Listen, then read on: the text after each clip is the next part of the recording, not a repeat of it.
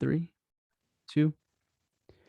Hey, Vivek, so talk to us. Tell me one or a couple insurance bullet points, tactics, or strategies that you know can definitely help other practice owners out if we were to implement it today. Sure. Yeah, I think one of the most important things, or like these things that get denied often, is something to do with like extraction, bone graft, and implants, right? Mhm. And many different insurances have just very, very different guidelines on how they want to tackle that. So I'll give you a very good example. Every single time that you are doing what's called extracting a tooth, right, Mhm. and placing bone back in there, right, which is bone graft, right, because ultimately you want that tooth to heal, and I don't know the whole like science behind it, but in about 3 to 4 months, it's ready for an implant to get placed, right? There Mhm. are many, many gotchas and issues that happen with that, right? So fundamentally, I think you need to, like everybody needs to understand what is happening and how our insurance is like getting you. So number one thing is most people, when they're doing insurance verifications, they'll take a look at bone graft and they'll say, oh, it's covered at 50%, right? And awesome. Let me go, excitedly tell the patient that, even though it's $600-700, your insurance is saying they'll cover $350, right? And your copay today is $350. Mhm. The one most common caveat to that is that you cannot do it on the same day as the extraction, which if you ask any clinician, they'll say, how's that even possible? That makes this like, because Yeah. from a clinical standpoint, you have to do it on the same day. And the insurance saying is, oh yeah, we will cover it as long as you don't do it in the same day. In all honesty, this is not my fight to fight with insurances, but how has the AD allowed that? Right? Like that is like it's so blatant. It's like making fun of, it's almost like, mocking the dentist saying, aha, clinically, yes, you have to do it the same day.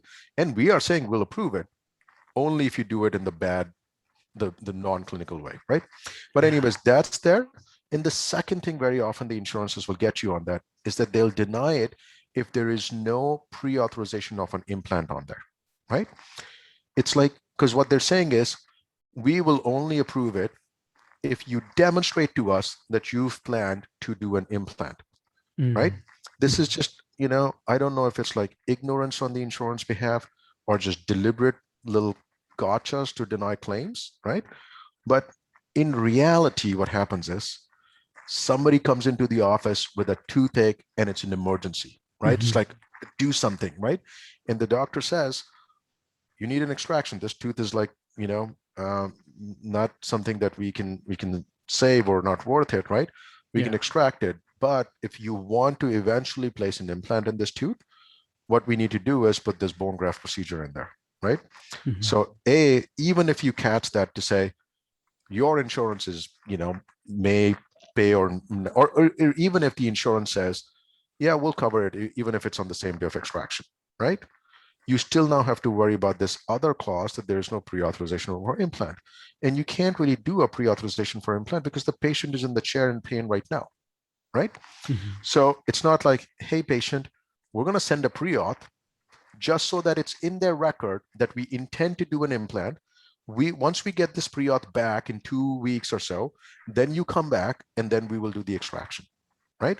So one of the things that worked out well for us is we actually have a letter already written down that basically says, that is signed on behalf of the patient, that says, Mhm. I came to VIP Dental Lounge or whichever dental office your is. I was in pain.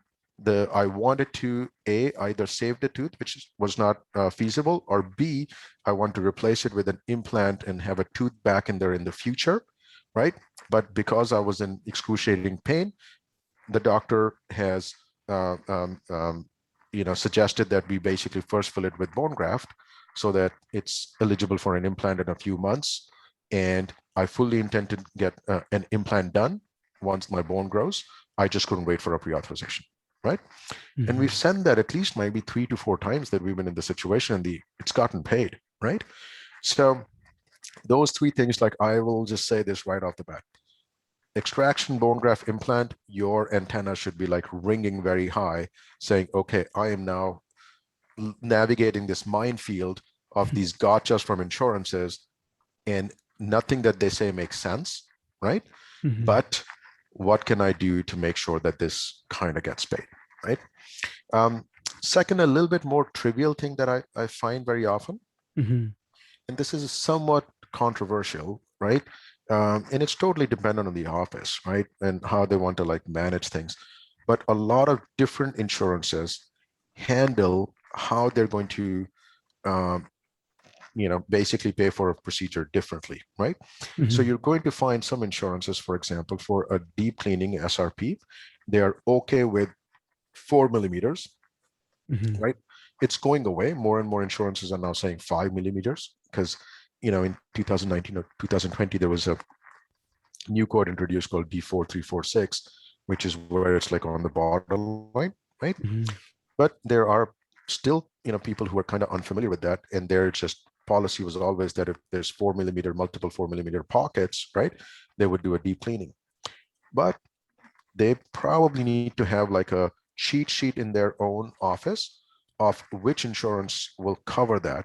Because what will happen is if you're submitting it to an insurance that needs over 5 millimeters, right, they're going to deny it. And beyond that, there's even further complications because it's where there's another code called, 1 to 3 teeth, right? Like, yeah, it had 5 millimeters, but only in 1 to 3 teeth, right? Hmm. In which case they'll deny what's the bigger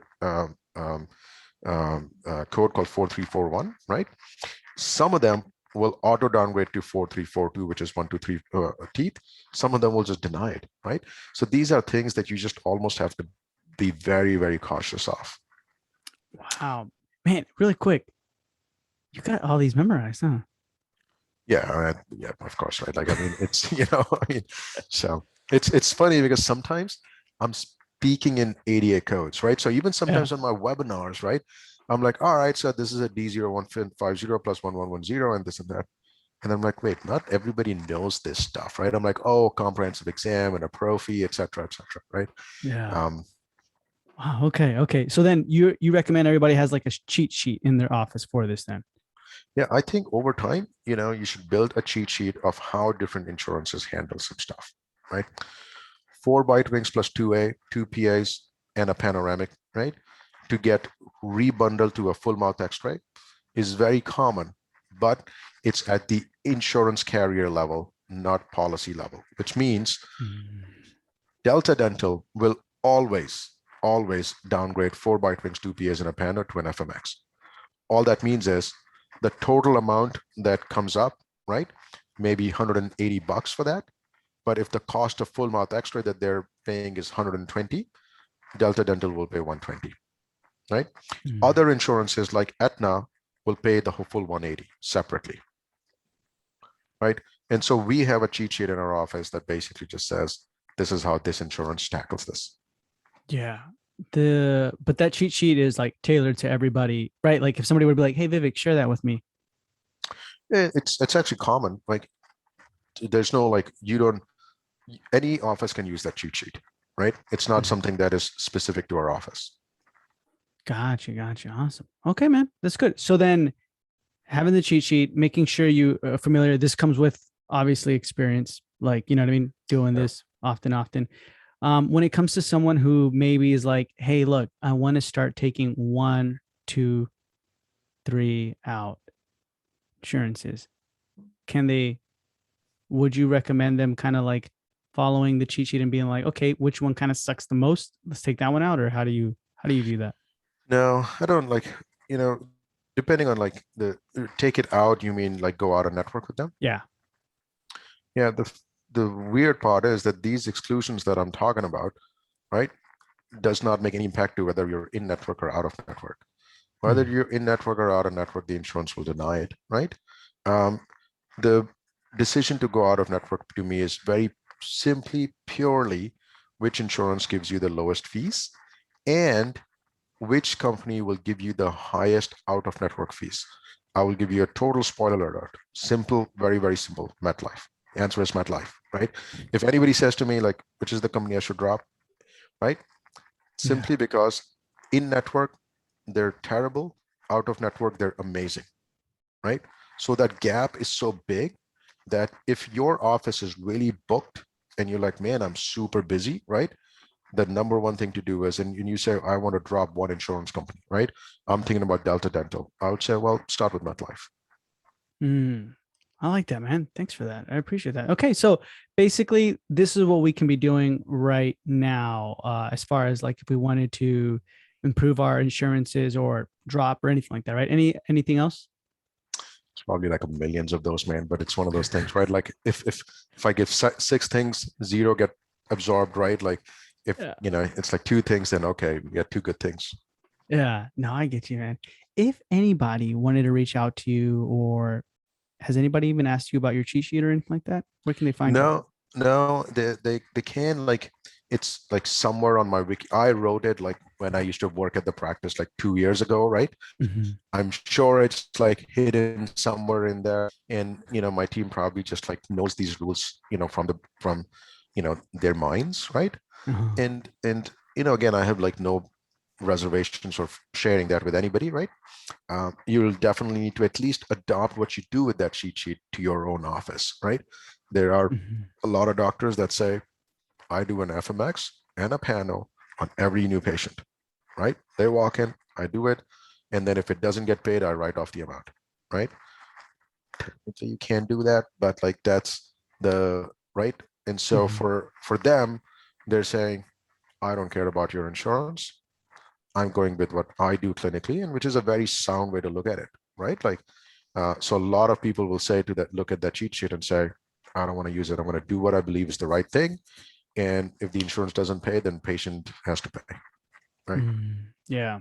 Yeah, you're right. That's like the way they want to practice, right? The way they roll with their things. That's good, man.